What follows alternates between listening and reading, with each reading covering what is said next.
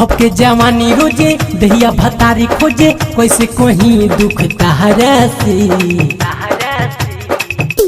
भपके जवानी रोजे दहिया भतारी खोजे कैसे कोही दुख तहरा से। बिना मौकी के मारदाई सखी कैसे सुतेला सपहरा में। बिना मौकी के मारदाई सखी कैसे सुतेला सपहरा में। सपना स्टूडियो दिल्ली।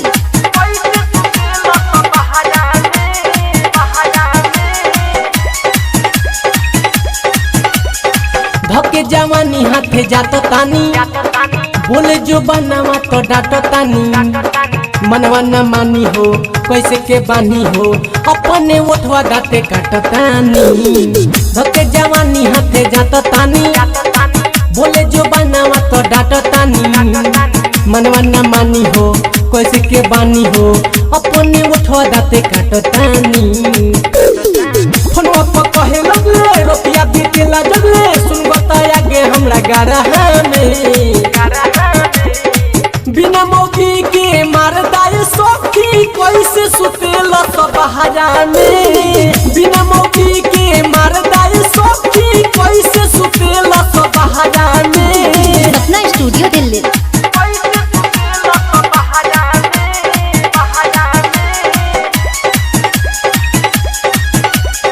रात भर टेम्परेचर हमार बढ़ता हो नस नस से लहर पूरा चढ़ता हो। हमरा तो होला हो ओकरा पसक हो नतिया भाता रे का करता हो। रात भर टेम्परेचर हमार बढ़ता हो नस नस से लहर पूरा चढ़ता हो। हमरा तो होला हो ओकरा पसक हो नतिया भाता रे का करता हो। कहिया आई धंजीवा जरता हमरो जीवा रहे इंदल ओकरा पहाड़ा में। बिना मौकी के मारदाई सखी कैसे सुतेला सपहरा में। बिना मौकी के मारदाई सखी कैसे सुतेला सपहरा में। भपके जवानी रोजे दहिया भतारी खोजे कैसे कोही दुख तहरा से।